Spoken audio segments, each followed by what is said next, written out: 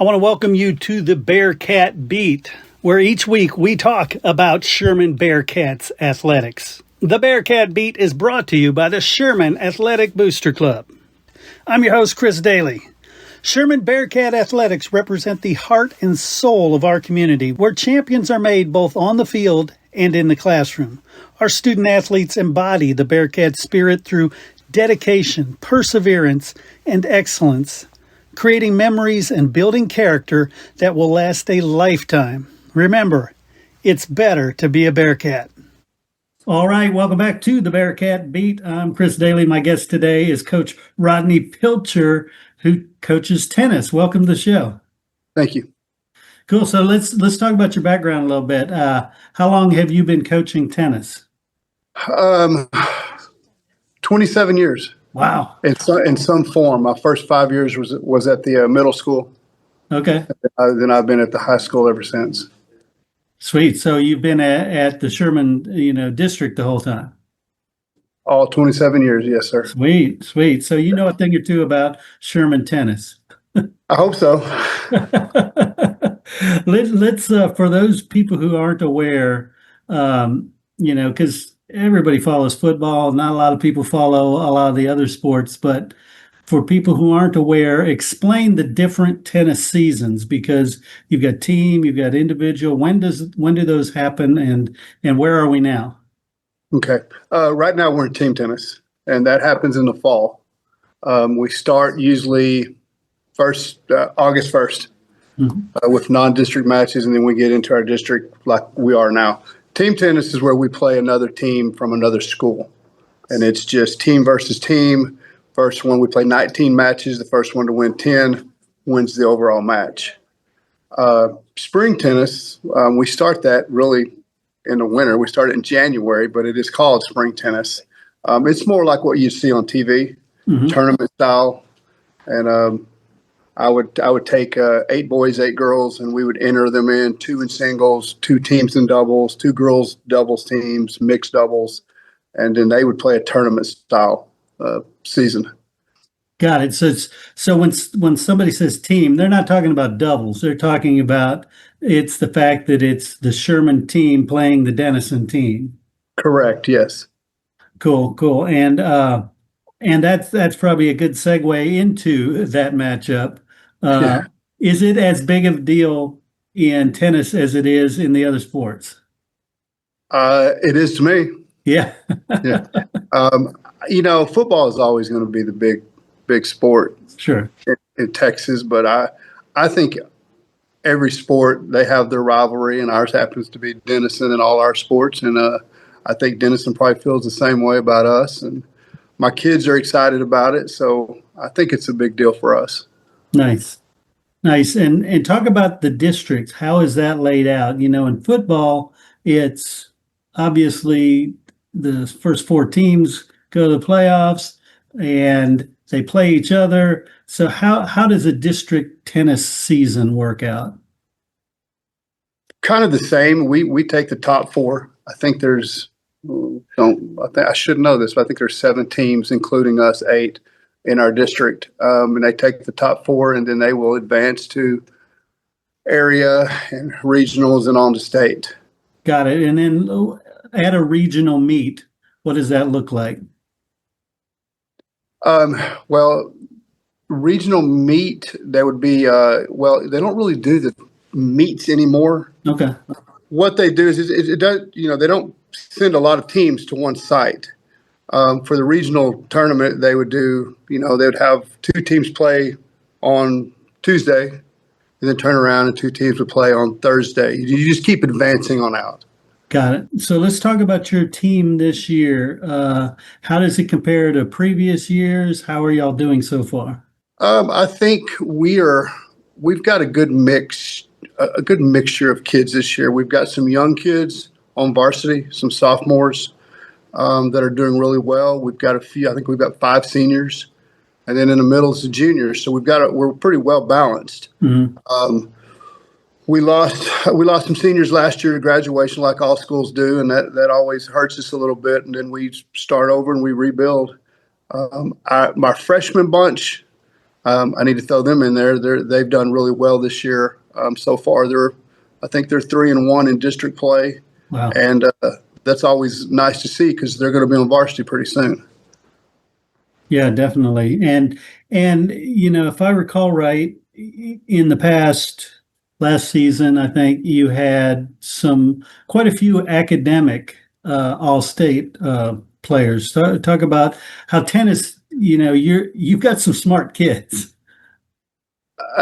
Yes, we always usually have a good group of kids, very smart.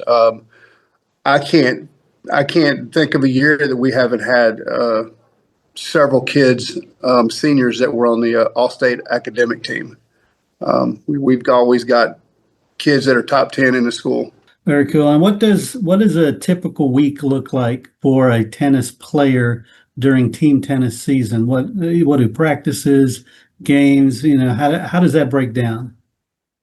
Well, we'd start, well, Saturday, a lot of them will go back to Saturday. Saturday, a lot of them will do a UTR tournament, which is not a school, it's not a school event, but it's another way of getting more time on the court. So they're never really resting. They go Saturday to tournaments, Mhm. or they do group lessons.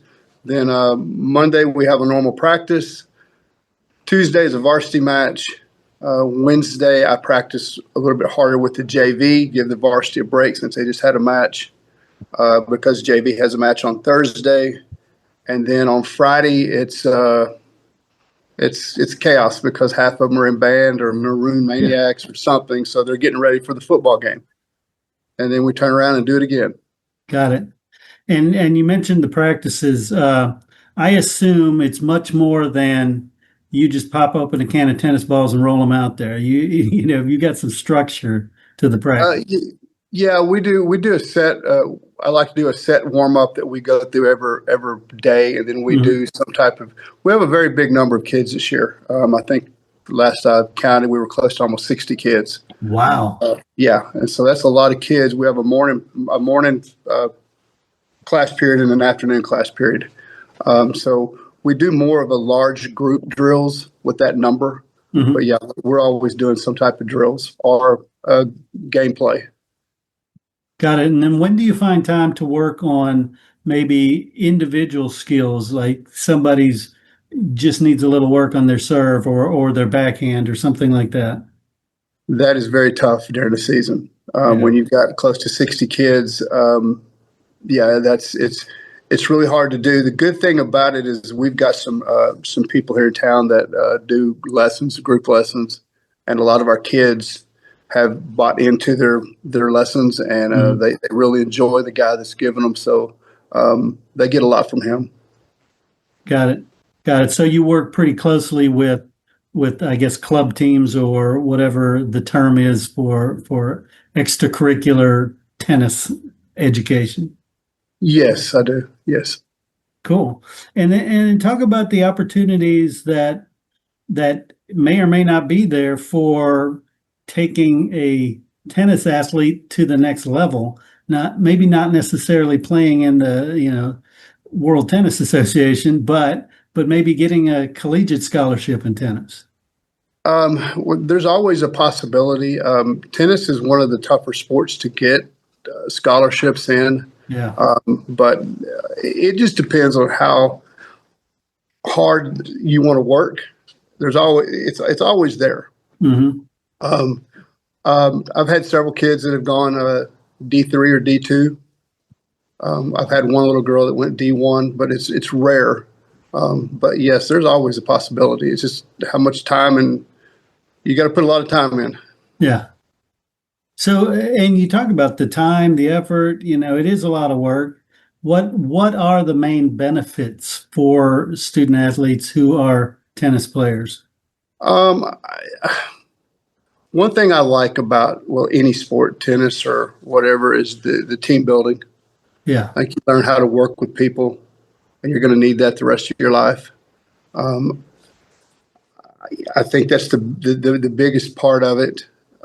Plus, just you can drive by a park, and I know pickleball's taken over, but you can drive by a park most any day, and someone's out playing tennis. Yeah. So it's a very healthy benefit for the rest of their life to learn a sport like tennis. Yeah, I agree. That's one of the things. My degree's in exercise physiology, so that they preached that is a lifetime sport. Yes, So sir. it's worth spending some time on it. Yes, sir.